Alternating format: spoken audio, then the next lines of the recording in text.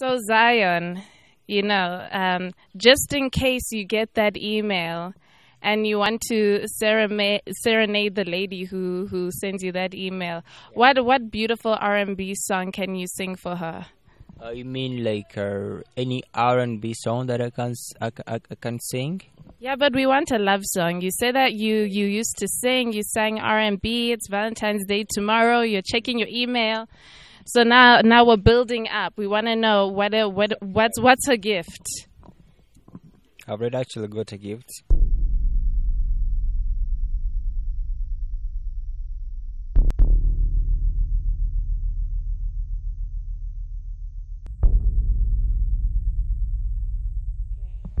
Hello and welcome to Kibra Media. I'm here with a fantastic filmmaker. He's a producer, a writer, a director, and an actor. Please introduce yourself, sir. I like the way you introduced me. So my name is Zion Suleiman, guys. I'm an upcoming filmmaker. I'll say that because, I'm just in that language of actually starting filmmaking. My job is actually I do movies. I write scriptures. I direct movies, I act in movies, and I produce movies. That's really cool. So how did you get into filmmaking? Whoa, how did I get into filmmaking? Let me remember. It was like a dream because just for myself, actually, I'm like, I did a film. But I started filmmaking when I was actually young, like really young in school, around 10 years. Started with performances on stage at school. And I started singing, and actually I started developing my songs into a story. And now I'm about to shoot those stories into a film. Wow, that's really interesting. I didn't know that you were a singer. So what type of music are you into? Do you still sing? I think I was into R&B, but now I'm into Eminem. I listen a lot of songs of Eminem. So I'm a little bit now. I'm no longer actually singing because sometimes I'm busy writing scriptures. So that takes a lot of my time. And singing is something that actually I do when I'm singing for my family, when I'm happy and I want to make a joke, when I'm just something like that. But singing, I was more into R&B. Okay, I think we all were, honestly. R&B was the best for a really long time. Best music genre. So give us a bit of background about you. Where are you from? And how did you find yourself in Kigali? How did I find myself? I just fly, man. So I was born in Uganda, Jinja, right? And then I was raised actually in Uganda for about 10 years at school. I studied from Jinja College, Jinja Acting Directing Schools. Then after I jumped into Nairobi, where I've also studied my high school, and then I also attended schools from Nakuru, acting, good acting, courageous, good acting, directing. So then after I think it's been like 2 years and a half, I decided to come here in Rwanda because I wanted peace, right? Yeah. I wanted to be in a good environment. I wanted to be a little bit of to relax from the noises and all that, to be able to actually explore, see things, see new things, and connect to a clean community. Yeah. That sounds great. It sounds like you came to the right place. And so tell me, what do you think about the Rwandan film industry, Hollywood? How has your experience been so far? Wow. Like for the first time I entered in Hillwood like 2 years ago, right? Hillwood has been this kind of an industry that actually every day it is growing. Like every day it's making a step. Every day they are filmmakers. Every day people are getting creative. I don't know how, man. I don't know. Maybe they're eating something, but they are getting creative every day. And when I look back in 2 years ago and I see what is happening right now, I'm like, dude, I need to do a lot of things. I still have to do a lot of things. The industry is perfect. I won't say that actually it is on the level of Bollywood or Hollywood or Hollywood, but it actually has its uniqueness, and which I like. It is true to the audience, right? Our stories haven't been so much of a duplicate, right? They are true stories. They are these stories that actually sometimes they happened, right? Sometimes really true. It's like the stories are true. So that's what I love about the industry, Hillwood. Wow, that's really great. That's really insightful. So let's talk a bit about the film that you are producing and writing and directing and starring in right now. A lot on your plate. Please tell us a little bit about it. So it is a film actually that I started writing like I think last year in June. That's where I started writing the film. And I don't know, because I myself, I'm scared. Right, I get scared very, very easily. I'm scared of darkness. Come on, you come at night, you knock on my door, I'm gonna shout. Don't do that, right? So I get scared, but then I found myself. I don't force myself to write a story. Right, I just know, okay, this is what I want to bring out to the community. This is what I want the community to have from me, and so I started writing it. So it drives me. It drives me every single bit. It drives me. It drives me.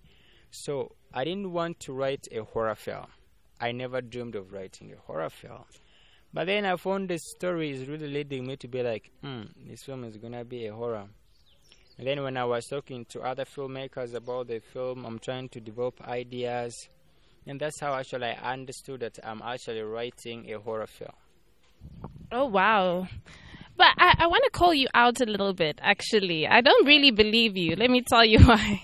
What about your movies Dangerous Mother and Nailed? Those were also horror. So it seems like you've been flirting with this horror genre for a while now. No. Actually, like the movie Dangerous Mom, it wasn't horror, though the name sounds dangerous, right? But it was a family issue, it is a drama, it is action and all that.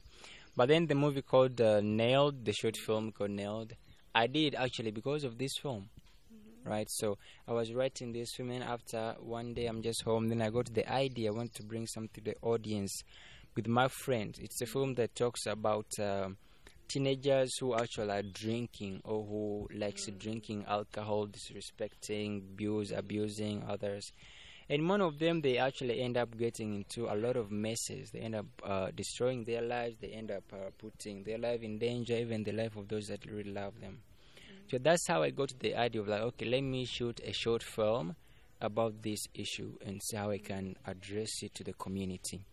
So I didn't want also to make it a horror, but I was like, okay, if I make it a horror, it's going to make more sense. It's going to be like, oh, this can happen, right? So that's what made me to make a horror. But also, when I was acting that film, now we were on set, and the DOP is like, action. And I looked on the person that was attacking me, who is acting as a ghost, and I was like, hey, stop, wait, put on the lights. Who's that? Right, so I got scared actually when I was acting it. I remember the last scene that we did at night of raping a lady because we were drunk. I looked my actor in the eyes and I was like, hey, how do you feel about the film? And she was like, how could you write this film? Oh, wow. So it was a scary film for me, and I believe it was something new. Like it took me far, it took me far in thinking and acting. But then I liked it because it has really strong message, and which everybody likes about the film. And I think I'm learning every day, I'm learning to develop stories, and that's what I want to do all the time. All right. So for the film you're doing now, you're busy with now, One Last Night. Tell us a little bit about the casting process, about the characters, and just what you're hoping from the performance. Well, I think so. I did a casting because I wanted to get new people in the industry, right? And I did a casting because I wanted to get those people who I can. Actually, for the first time, I was looking for the body language that can fit the roles. And me myself, I knew what the story was actually, but then I was like, I think I need help. So I called some people and come over and help me to do this thing. So I called out some people that I trust in the industry or that can actually do the casting. So we came and we casted like I think a lot of people. We casted all that can actually act or fit the roles. So in the process, as we are rehearsing, I started selecting those who can actually connect or communicate with the story, who feels the story. So I'm saying my casting so far, I am proud and pleased of it because they know the story. They are like, once they were, the person who's acting to be a mother is like, yeah, maybe once I was a mother, is acting as if he was a mother. Those who are going to be witches, they are like, yeah, I'm a witch. I'm happy to be a witch, you know. So they've been able to dive into the script, to understand every piece of the script, and to connect as a family. And that is important. We communicate, we chat, we make loves. Everybody, you know, we talk to each other. And what makes this whole thing that I'm like, oh my God, this is going to be the best film that I've ever wrote, right? It is a horror film with a few dialogues, like few dialogues. Don't expect to see people shouting, singing, and all that. No, it's going to be a story of emotions. People are going to be talking with their emotions, just showing their emotions. And so I have been able to see that during the practices. People have been able to act it out, and I'm pretty sure that this is the casting that's going to make this film to be perfect so far. That's great. Well, as one of your actresses, I feel very good about myself right now. Very complimented. But it's not about me. So let's, I'm going to ask you one more question about your film, and then we'll get into some personal stuff. Okay. So brace yourself. I hope you're ready. Yeah. Okay. So lastly, on your film, One Last Night, where do you see this film going? Like, what are your biggest, craziest dreams and ambitions for your film? Yeah, you're true. My dreams are crazy. One of my actors told me he acted in a dream for 20 hours. So, me, I've been able to see myself in Oscar. Yes. Right? So, honestly, I'm just speaking honestly. This film, I'm seeing it in Oscar. Or winning awards like African best movies, African best script writers, African best directors. It has to be somewhere international. Just somewhere international, right? It gotta happen. And why I'm saying all that, because the story is awesome. I must say, I didn't know that actually I wrote good stories until people told me that, hey, this story is awesome. And I was like, oh, did I write that story? And I was like, oh, yes, I wrote it. So the story is awesome, guys, which makes me to believe every piece of it. The actors were able to bring every scene to life, every dialogue to life. And so it is educating to other people. It is really educating, which is there is a drama with there are stupid people, which actually everybody is stupid that can relate to. There is a love that actually everybody has. So this film, my dream is it's gonna be somewhere international. As long as it's international, it's gonna be somewhere. Yeah. So no matter you're watching this video, I don't know. Maybe you're in America, just wait for it. It's going to be somewhere international where everybody can actually access it. You understand? And awards, it has to take awards, like for 15 years, 20 years, you know. So it has to be perfect. It has to be perfect international. Okay, great. Well, we love the ambition. Yeah. Okay, now on to the personal questions. You said that you had braced yourself. So tomorrow's Valentine's Day. What are your plans?